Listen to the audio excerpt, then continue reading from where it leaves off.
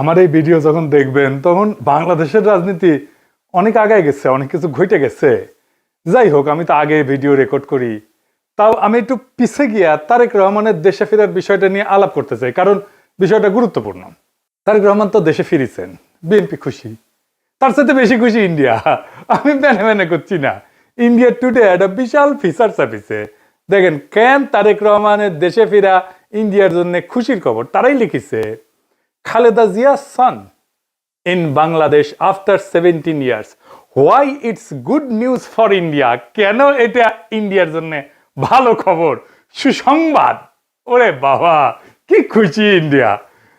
কিন্তু তারেক রহমানের দেশে ফিরে নিয়ে কি কি বার্তা আপনি পেলেন, সেটা আমরা মোটামুটি তিনটা দিক থেকে বিচার করব। এক নাম্বার, উনি কেমনে ফিরলেন, উনার ফেরার ঘটনায় কে কি রোল প্লে করলো। দুই নাম্বার হইতেছে উনি কি বললেন, কেমনে বললেন। তিন নাম্বার হইতেছে উনার ফেরার ঘটনা নিয়ে গণমানুষের মধ্যে কি প্রতিক্রিয়া, এবং বাঙ্গু এলিট এস্টাবলিশমেন্ট এবং আওয়ামী লীগের মধ্যে কি প্রতিক্রিয়া। এই তিনটা দিক থেকে দেখলে আপনি বুঝতে পারবেন তারেক রহমানের দেশে ফেরাটা বাংলাদেশের জন্য কি মিন করে, এটার অর্থটা কি। তার আগে ওই পায়েসের উপরে যেমন কিসমিস থাকে না, উনকার দুটা কিসমিস দিয়ে দিই পায়েসের উপরে। না দেখেনি বিএনপি কইছে তারা 300 ফিটে যে বর্জ্য তৈরি করেছে তাও প্রসারণ করে, মার্শাল্লাহ। এই যে দেখেন, তারপরে ছবিও দিছে আগে এবং পরে, ওরে বাবা। তারপরে বিএনপির পাঁচাচাটা এডিটর সাহেব, পাঁচাচাটা কওয়া যাবি না, হ্যাঁ সে কি আপনি চান না আমি মুখ খারাপ করি? আচ্ছা তাইলে ধরি পাঁচাটা হয়েছে, তবে হোগা চাটাটা কিন্তু খারাপ না। যাই হোক, আপনি পছন্দ করলেন না, আপনার একটা কথা রাখা লাগে। তো পাও চাটার একটা ছবি দেবেন না, তাই বলে ভালো হয়েছে, ভালো হয়েছে না? তো জুতার সাইজ কলে ভালো, মাশাআল্লাহ, অনেকে সেট পারবি, জায়গা আছে অনেক সামনে, ইনকে করে। তো তারেক রহমানের ইনকে একটা জুতা কিনে দিয়ে বিএনপি কইছে পরিষ্কার করিছে, আর 15 লোক কইতেছে আম্বা। ওরা ওই একই কথা। গণসংবর্ধনার পর 300 ফিট সড়কের বর্জ্য অপসারণ করলো ঢাকা উত্তর বিএনপি। তো আসেন না বিএনপির, ওটা তো ছবি দেখলেন, স্টিল ছবি, একটা ভিডিও দেখেন, বিএনপির কর্মীরা পরিষ্কার করছে, ভালো লাগবে না? দেখেন ২৬ তারিখ সকালে ৩০০ ফিট এলাকায় গিয়ে দেখা যায় জমে থাকা ময়লার স্তূপ পরিষ্কার করছেন ঢাকা উত্তর সিটি কর্পোরেশনের পরিচ্ছন্নতা কর্মীরা। বিএনপির অফিসিয়াল পেজ থেকে দাবি করা হয়েছে ময়লা পরিষ্কার করছে, সমস্ত ময়লা পরিষ্কার করছে বিএনপি, কিন্তু আসলে না, কথাটি মিথ্যা। পুরো অংশের অধিকাংশ অর্থাৎ 90% বর্জ্য ময়লা পরিষ্কার করেছে ঢাকা উত্তর সিটি কর্পোরেশন। দেখেছেন কারা করিচ্ছে পরিষ্কার? 148 টন বর্জ্য পরিষ্কার করছে সিটি কর্পোরেশন। কেমন ধাপ্পা দেয় দেখেন। একটা জিনিস দেখবেন, আর একটা কিসমিস, পায়েসের উপরে কিসমিস, পায়েসের উপরে একটা কিসমিস দেওয়ার ছবি দেখার, এটা মিষ্টি দেখে এটা মনটা ভালো হবি। একটা জিনিস দেখেন, মিটিং শুরুর আগে স্টেজের সামনে বোতল ছুঁড়া T20 খেলিচ্ছে, দেখেছেন? কেউ থামাইতে পারতেছে না, পারলে নেতাদের মারে। বড় দল হয়ে করবে কি ওরা? নিজের দলে তো কোনো শৃঙ্খলা নাই, রাষ্ট্র চালাইবে, মিটিং সামলাইতে পারে না, তা আবার নিজের দলের মিটিং, তার নিজের দলের কর্মী তাদের। তো যাই হোক, আলোচনায় আসি। প্রথম পয়েন্ট, তারেক রহমান ফেরার ঘটনায় কে কি রোল প্লে করলো। তারেক রহমানের মূল সিকিউরিটি দিল কে, বলেন তো? কে দিল? এটাই হইতেছে কে কি রোল প্লে করলো। এটা একটা বিশাল বার্তা আছে বলে। সেনাবাহিনী, কোন স্পেশাল ফোর্স না, র্যাব না, পুলিশ না, এসএসএফ না, পুরা দস্তর সেনাবাহিনী। এই জায়গাটা খেয়াল করবেন। স্বরাষ্ট্র মন্ত্রণালয়ের নিরাপত্তা ব্রিফিং আপনি পাবেন সব জায়গায়, কয়া হয়েছে এটা সিভিল ফোর্স করবে, কোথাও সেনাবাহিনী মোতায়েন করা হবে বলা হয়নি। এটার দায়িত্ব ছিল ডিএমপির। দেখেন ডিএমপির ব্রিফিং দেখেন, 2000 পুলিশ সদস্য মোতায়েন থাকার কথা ছিল। পুলিশ দেখেছেন অল্প কিছু দেখতে পারেন, দেখেন নাই, মূলত চারিদিকে ঝাঁকে ঝাঁকে আর্মি। দেখেন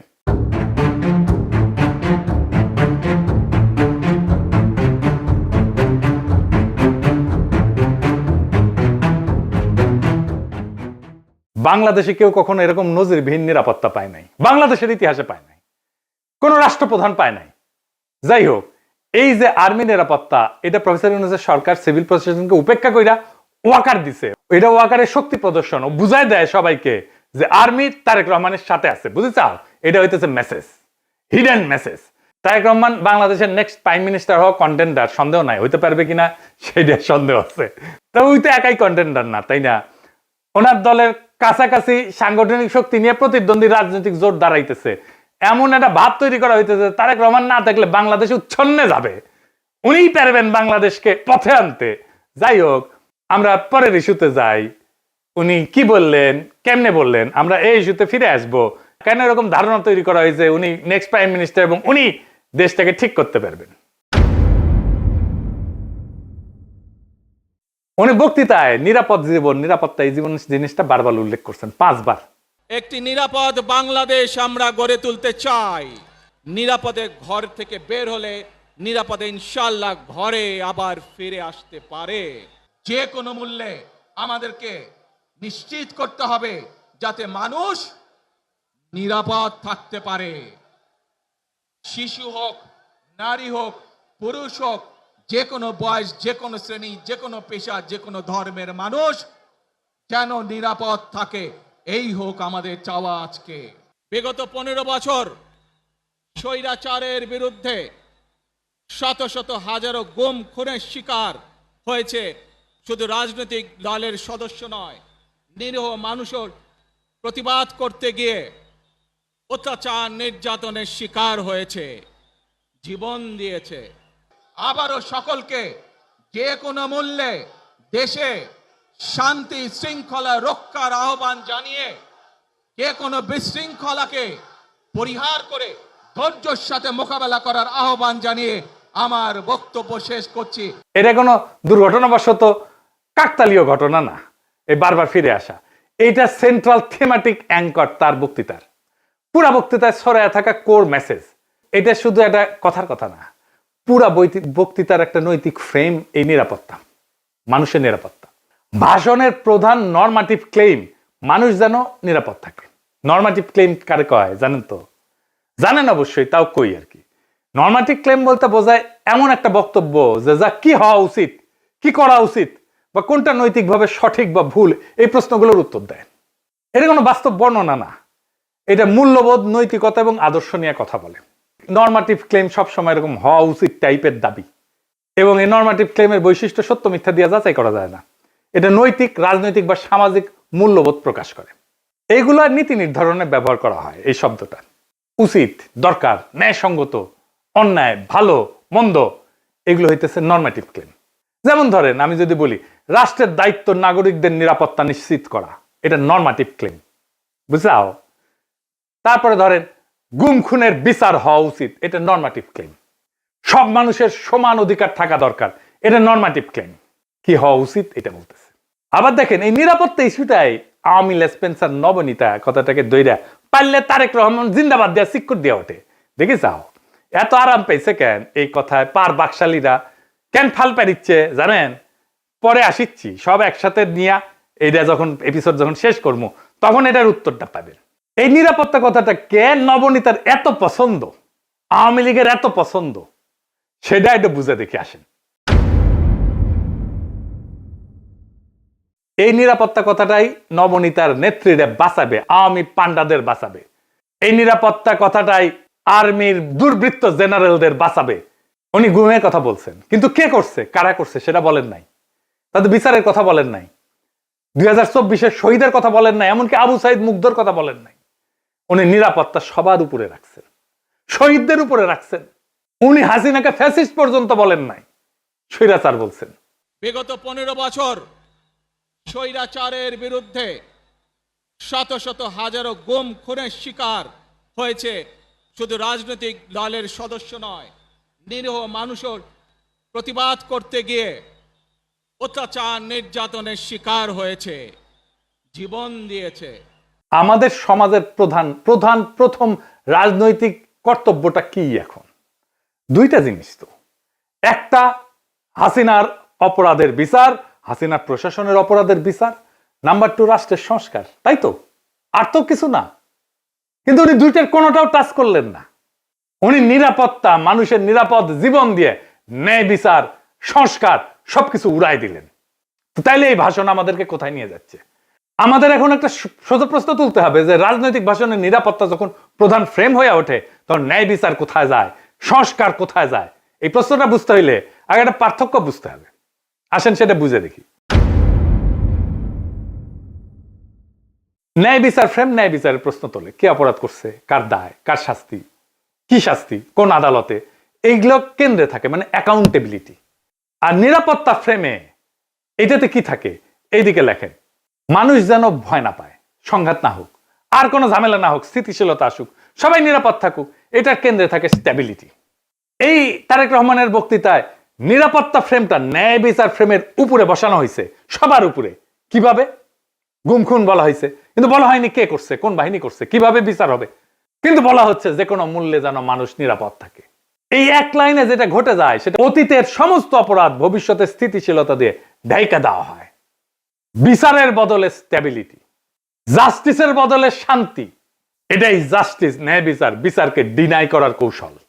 বিচার সংস্কার এটা যদি কেন্দ্রীয় কথা হইতো, তাইলে বিচার, দায়, ট্রাইব্যুনাল, সংস্কার এগুলোই মূল বক্তব্যের বিষয় হতো, বারে বারে আসতো। কিন্তু এখানে আসছে মানুষ যেন নিরাপদ থাকে, মানে ন্যায় বিচার পরে, নিরাপত্তা আগে। নিরাপদ থাকবে কেমনে? যে অপরাধগুলো হয়েছে সেটার বিচার না হলে নিরাপত্তা কোত্থেকে আসবে? এটা ইচ্ছা করে করছে? হ্যাঁ, ইচ্ছা করে করছে। ন্যায় বিচার বললে ওয়াকার ডরাইবে, ন্যায় বিচার বললে পুলিশের দুর্বৃত্ত পুলিশ অফিসাররা ডরাইবে, ন্যায় বিচার বললে হাসিনা ডরাইবে, আওয়ামী লীগ ডরাইবে। এই নিরাপত্তা ফ্রেমের ভেতরে কি আছে জানেন? এই নিরাপত্তা ফ্রেমের মধ্যে লুকায় আছে আওয়ামী লীগের দায় মুক্তি। কোন আইন করে ক্ষমা না, কিন্তু বিচার না হওয়া। আইন করে ক্ষমা করবে না, কিন্তু বিচারই করবে না। কারণ গুম খুন আছে, দায়ী তো কেউ নাই, কে করছে সেটা তো বলে নাই। বিচারের রোডম্যাপ নাই, নির্বাচনের রোডম্যাপ নিয়ে পাগলা হয়ে গেছিল, বিচারের কোনো রোডম্যাপ নাই। যত সময় যাবে অপরাধগুলো ঝুলে যাবে না? এই কারণেই তরুণেরা, তরুণদের রাজনৈতিক দল এনসিপি বিএনপির সাথে নাই। কারণ তরুণরা তো জানতে চাইবে কে করলো, কেন করলো, শাস্তি কি। নিরাপত্তার ফ্রেম তারেক রহমানের এই উত্তর দেবে না। বিএনপি আর তার বুদ্ধিজীবীরা বুঝতেই পারতেছে না, ন্যায় বিচারকে পিছাই দিলে ভবিষ্যতের বড় রাজনৈতিক সংকট তৈরি হয়। মানুষ যখন বিচারহীনতা দেখবে নিজের হাতে আইন তুলে নেবে। আর শেষ বিচারে তো বিচারহীনতা কোনো ইনসাফ না। যে রাজনৈতিক দল ন্যায় বিচারকে স্থিতিশীলতার নামে পিছায় দেয়, সে একদিন স্থিতিশীলতাকেই হারায় ফেলবে। আর একটা বিষয় হইতেছে, উনি বক্তা হিসেবে ভালো না, মানে নো অফেন্স, উনি বক্তা হিসেবে ভালো না। উদ্দীপনামূলক বক্তব্য উনি দিতে পারেন না। এমন একটা বিশাল অডিয়েন্স পেলে শেখ মুজিব তো ফাটায় ফেলতো। আমাদের এনসিপির নেতারা ভালো বক্তব্য দেয়, হাদিও ভালো বক্তব্য দিত। এই বক্তব্যটা অনেক মানুষ অনেক দিন ধরে মনে রাখবে না। এই বক্তব্য অনেক দিন অনেক মানুষ মিলে শুনবে, এটা হবে না। এইবার আসেন দেখি ওনার ফেরার ঘটনা নিয়ে গণমানুষের মধ্যে প্রতিক্রিয়া কি। আমরা তো আগে বুঝলাম এই সমাবেশ কোনো বড় উদ্দীপনা জাগাইতে পারে নাই মানুষের মধ্যে, কিন্তু মিডিয়া যা হাইপ তুলছে তা বিস্ময়কর। এমন তেলাইতেছে, তারে মার্টিন লুথার কিং বানাই দিছে। এমন তেলাইতেছে তারেক রহমানকে যে তারেক রহমান ভবিষ্যতের প্রধানমন্ত্রী কইয়া পরিচয় করাইতেছে। এটা দেখা খুবই বিরক্তিকর। মিডিয়া হাইপ তুলছিল 2004 সালে ভারতীয় লোকসভা নির্বাচনে, ইন্ডিয়া শাইনিং কইয়া বিজেপি নির্বাচনে নামছিল, গোহারা হারিছে। হিলারি ক্লিন্টনকেও মিডিয়া একদম হাইপ তুলছিল 2016 সালে, গোহারা হারছে ট্রাম্পের কাছে। ব্রেক্সিটেও প্রেডিকশন ছিল ব্রিটেন ইউরোপিয়ান ইউনিয়নে থাকবে, থাকে না। এটা মিডিয়ার প্রেডিকশন ছিল।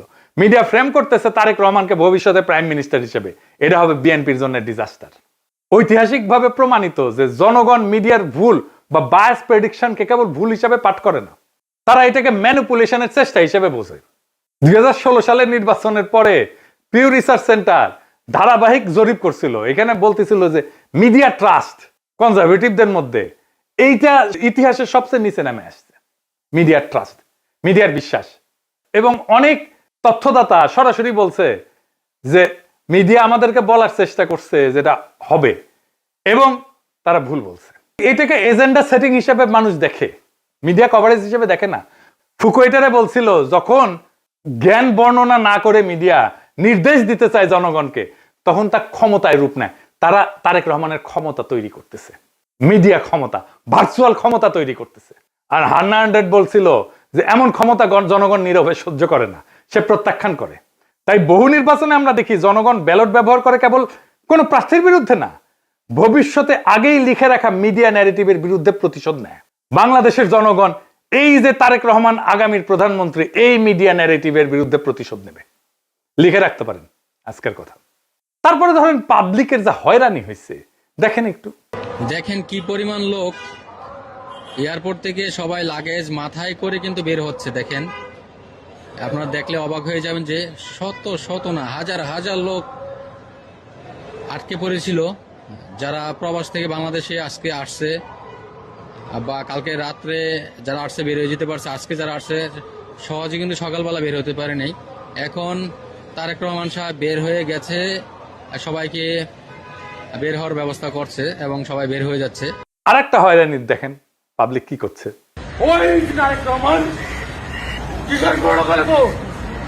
আপনি এগের যাত্রী কয়টা বাজছেন এখানে? আপনার অনুভূতি কি? মানে এই যে 2টা বাজে আসছেন, এখন 6টা বাজে। খারাপ লাগছে, মনে হচ্ছে লোকটারে পায়ে জুতা দিতে পারতাম। খুবই কান্না পাচ্ছে, খুবই কি বলবো, ভাষায় প্রকাশ করতে পারতেছি না।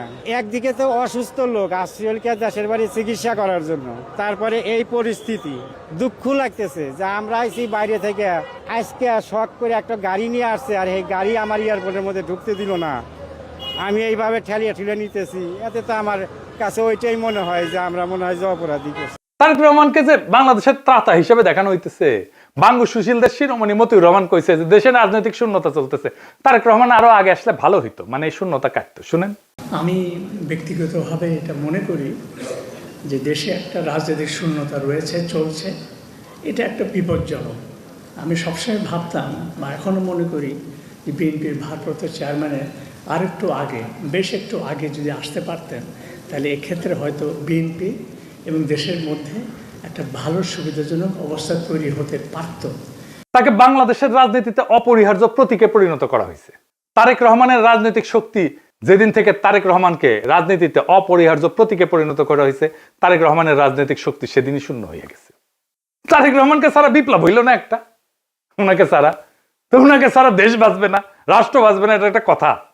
জনগণের কোনো এজেন্সি নাই, যে নেতাকে অপরিহার্য বানানো হয় সে আর কোনো রাজনৈতিক অ্যাক্টর থাকে না, সে পরিণত হয় একটা স্থির মূর্তিতে যাকে সবাই রক্ষা করে কিন্তু কেউ চালাইতে চায় না। কারণ রাজনৈতিক অ্যাক্টর হওয়ার মানে হইল সিদ্ধান্ত নেওয়া, আর অপরিহার্য হওয়ার মানে হইল সিদ্ধান্ত এড়ায় যাওয়া। সিদ্ধান্ত মানেই ঝুঁকি, আর ঝুঁকি মানেই প্রতীকের ক্ষয়। তাই সেই নেতার চারপাশে এমন এক সুরক্ষা বলয় তৈরি করা হয় যেখানে প্রত্যেকটা সম্ভাব্য সিদ্ধান্ত আগে আটকায় যায়। সে কথা বলে সাবধানে, নড়ে অনুমতি নিয়া, কার্যত উন্নতের সিদ্ধান্তের বাহক হইয়া ওঠে। আর সে ব্যর্থতার দায় নিতে পারে না, কারণ দায় নেওয়া মানেই তো মানুষের কাতারে নামায় না, সেই প্রতীক ভেঙে যাওয়া, যে অপরিহার্য ফ্রেম তৈরি করা হয়েছে, এই ন্যারেটিভ ভেঙে যায়। ফলে রাজনীতি ব্যক্তির হাত ধরে আগায় না, ওই ব্যক্তিকে ঘিরে জমে থাকে, জমাট হইয়া থাকে। তারেক রহমান কোনো সিদ্ধান্ত নিতে পারতেছে না, আমি দেখাই দেবো সিদ্ধান্ত নিতে পারতেছে না, ওটা আমি দেখাই দেবো এই কয়েকদিনের মধ্যেই। এই অবস্থায় নেতার উপস্থিতি শক্তির চিহ্ন না, বরং স্থবিরতার প্রমাণ। অপরিহার্য নেতা মানে শক্তিশালী নেতা না, অপরিহার্য নেতা মানে এমন একজন যাকে ব্যবহার করা যায় না, শুধু পাহারা দেওয়া যায়। তাই দেখতেছেন না, খালি পাহারা আর পাহারা, নজিরবিহীন পাহারা। এত পাহারা বাংলাদেশের ইতিহাসে কেউ পায় নাই। উনি কিচ্ছু করতে পারবেন না, রাজনীতি তো দূর কি বাদ, কিছুই করতে পারবেন না। আর বড় দল কিন্তু চিপসের প্যাকেটের মতো বেশিরভাগই বাতাস, মিচিয়ানা চিপস। দলের প্রধান নেতা আসবে, মির্জা ফখরুল বলল তারেক রহমান যেদিন আসবে সেদিন দেশ যেন কাঁপে ওঠে, কাঁপুনি দেবে। আমি আপনাদেরকে জানাতে চাই, নেতা যেদিন আমাদের আসবেন, যেদিন বাংলাদেশে পা দেবেন, সেদিন যেন সমগ্র বাংলাদেশ কেঁপে উঠে। বন্ধুগণ, এই কাপাকাপি করতে গিয়া একটা প্রোগ্রাম নিছে, পঙ্গু হাসপাতালে আহত জুলাই যোদ্ধাদের দেখতে যাবে তারেক রহমান। আসার পরে দেখা গেল পঙ্গু হাসপাতালে জুলাই যোদ্ধা নাই, একজনও নাই। এটা কারোই মাথায় আসেনি, তারেক রহমানেরও মাথায় আসেনি যে ওখানে আসলে কেউ আছে। 3টা না 4টা প্রোগ্রাম তো কয়দিনে, তাই না? এতদিন ধরে প্রস্তুতি নিচ্ছে। আচ্ছা, জুলাই যোদ্ধা কে কে আছে? উনি গেলে কোন ওয়ার্ডে যাবেন, কার সাথে দেখা করবেন, কি নিয়ে যাবেন, কোনো পরিকল্পনা নাই। এই হইতেছে রাষ্ট্র ক্ষমতায় যাবে যে দল, সেই দশের প্ল্যানিং দেখেন। রাজনীতি আগাইলো, ওনারা তো কাঁপাইতে চাইতেছেন, রাজনীতি করতে চাইতেছেন না, স্পেকটাকাল দেখাইতে চাইতেছেন। পলিটিক্যাল লিডারের স্পেকটাকাল হইতেছে তার বক্তৃতা, তার রাজনীতি। কত লোক দেখতে আসছে জনসভায়, কত লোক হাজির হয়েছে, এটা স্পেকটাকাল না। কাঁপায় দিছে কিনা, এটা পলিটিক্যাল স্পেকটাকাল না। আর পাবলিক সাফারিংস, এইটার জন্য কি পাবলিক সাফারিংস হয়েছে? তাহলে ফাইনালি ওনার যে এই হোম কামিং, দেশে ফিরে আসা, এর পিছনে আসলে কি? এইটা হইতেছে এক ত্রিভুজ প্রেমের লম্বা কাহিনী। ত্রিভুজ প্রেম করলে এটা ঠিক জমে না, অন্য কিছু কইলে ভালো হইতো, আর একটু দুষ্টু কথা কইলে ভালো হইতো, আমি আর কইব না ওইটা। তো যাই হোক, বুঝাই দিয়েছেন কি কইতে চাইতেছি আর কি, বুঝছাও তো। মানে ত্রিভুজ প্রেমে তো একজনের ছেঁকা খাইতে হয়, এটি না, এটি 3জনই মজা পায় আর কি, বুঝছাও। তো যাই হোক, তো এই ত্রিভুজ প্রেমের 3 অ্যাক্টর হইতেছে ওয়াকার, এডিটর সাহেব, এটা ত্রিভুজ আকার, এটা ওয়াকার একদিকে বিএনপি আর ইন্ডিয়া। ওয়াকার আর দুর্বৃত্ত জেনারেলের লাগবে গুমের বিচার থেকে বাঁচা, ইন্ডিয়ার লাগবে আগের জমিদারি ফিরে পাওয়া, আর বিএনপির লাগবে ক্ষমতা। এই 3 শক্তি এক হইছে, একজনকে আর একজনের লাগবে। ওয়াকারের বিএনপি আর ইন্ডিয়াকে লাগবে, বিএনপির ওয়াকার আর ইন্ডিয়াকে লাগবে, আর ইন্ডিয়ার ওয়াকার আর বিএনপিকে লাগবে। কি মজা! এইটাই হইতেছে বন্দোবস্ত, এদের মধ্যে বন্দোবস্ত হয়ে গেছে। ইন্ডিয়া আনন্দবাজারে রিপোর্ট করে ইঙ্গিত দিছে আমরা আছি তারেক রহমানের সাথে, ওয়াকার শক্তি দিয়ে ইঙ্গিত দিছে আমরা আছি তারেক রহমানের সাথে, তারেক রহমান বক্তৃতা দিয়ে ইঙ্গিত দিছে আমরা আছি তোমাদের সাথে। শান্তি আর শান্তি, নিরাপত্তা, এর বাইরে আর কিছু হবে না। গুমের বিচার হবে না, সংস্কার হবে না, কিসের ভাল। আর আওয়ামী লীগ নমনেতাদের দিয়ে বার্তা দিছে। শুধু তাই না, এই যে দেখেন আশরাফুল আলম খোকন, হাসিনার পিএস, কি বলে দেখছেন? তারা বলে তারা বিএনপির পাশে দাঁড়াইছে। আবার দেখেন আরেকজন, দেখেন আওয়ামী লীগ, তার প্রোফাইল পিকচার দেখেছেন? হ্যাঁ, সঞ্জিদা খাতুনের ছবি দিছে, তা সেরা ছবিটা দিছে, দুঃখ ভাব একটু, বুঝছাও তো। ওই কয় যে গরু দুধ দেয় তার নাকি লাথি খাওয়া যায়, মানে বিএনপি দুধ দিচ্ছে এখন। বিএনপির আবার দুধও আছে। না আছে তো, না আছে আছে, সত্যি আছে, আমি মিছা কথা কইতেছি না, আমি দুষ্টামি করিছি না। বিএনপির দুধু আছে, আসলেই আছে। এই যে দেখেন বিএনপির দুধু, দেখি বিএনপির দুধু আছে, তো বিএনপির দুধু দিয়ে দিছে আওয়ামী লীগকে। যাই হোক, আপনি কিছুদিন পরে দেখবেন পার নাস্তিক গুলা দাঁড়াইতেছে বিএনপির পাশে এবং তারা বলতেছে আমরা বিএনপিকে ভোট দিব। আমি দেখাই দিব, বলতেছে তারা পার নাস্তিক, যাদেরকে ঘৃণা করেন আপনারা। বিএনপিকে ক্ষমতা আনার জন্য এই সবগুলো শক্তি এক হয়েছে। কেন্দ্র দখল করবে, প্রশাসনকে কাজে লাগায়, পুলিশকে কাজে লাগায়, গুন্ডা আর হুন্ডা দিয়ে নির্বাচন হবে, আর্মি বসে থাকবে, অথবা আর্মিও পিটাবে পাবলিককে, ব্যালট বাক্স লুট হবে। আওয়ামী লীগের পুরো সংগঠন বিএনপির জন্য কাজ করবে, টাকা আসবে, খালি টাকা আর টাকা, লুট করা টাকা ফেরত আসবে কিছু। নির্বাচন প্রচারণার জন্য এই 4 বান্ডেল দিলাম ব্যানার পিস্টন করার জন্য, আর এটি লাগাইবা শুধু মোটরসাইকেল বহরের জন্য। মোটরসাইকেল নিয়ে আসবা 7টা, ঠিক আছে, দেখে নিয়ে আসবা। আর এটি রাখো শুধু নির্বাচনের দিন চা সিগারেট খাওয়াইবা মানুষকে। আর এই 7-8 বান্ডেল যেটি আছে, সকালবেলা সীসা খাইবা, হ্যাঁ সীসা খাইবা বৈশা। আমি পাস করবো না, সমস্যা নেই। সেই টাকা বিএনপি নির্বাচনের জন্য কাজে লাগবে। এই জন্য খোদা বক্সকে সরাই দিছে প্রফেসর ইউনূসের সরকার। প্রশাসন, পুলিশ, জেনারেলরা মাথায় রাখেন, এই নির্বাচন আমাদের আজাদির নির্বাচন। সংসদের কাজ রাষ্ট্রে ইনসাফ কায়েম করা। আমার আগের ভিডিওটা দেখে নিয়েন, বিস্তারিত আলাপ করছি কিভাবে সংসদ আইন তৈরির মাধ্যমে সমাজের মাঝে থাকা ইনসাফের ধারণা রাষ্ট্রের আইনের মধ্যে ঢুকে দেয়। রাষ্ট্রকে ইনসাফমুখী করে তোলে সংসদ। এই ইনসাফের রাষ্ট্রই আমাদের আজাদির দিকে নিয়ে যায়। আমাদের প্রত্যেকটা ভোটকে আমাদের মাঠে রক্ষা করতে হবে। প্রশাসন যদি গণরায়কে ছিনায় নিতে চায়, তাহলে ভোট ডাকাতদের এইবার বিতাড়িত করব বাংলাদেশ থেকে। আর এইবার প্রশাসনের, পুলিশের কাউরে যদি পক্ষপাত করতে দেখা যায়, কোনো মাপ কিন্তু নাই। আগামী সরকার বিএনপির হবে না, প্রফেসর ইউনূসের সরকারের মতো ধ্বজভঙ্গ সরকারও হবে না। তাই খুব খেয়াল, ভোট রক্ষার লড়াইয়ের জন্য তৈরি হন। এইবার ভোট দিলেই হবে না, কেন্দ্র পাহারা দিতে হবে, প্রত্যেকটা ভোটকে আমাদের রক্ষা করতে হবে। আর এক নতুন ভোট আনার লড়াইয়ের জন্য তৈরি হন। ইনকিলাব জিন্দাবাদ।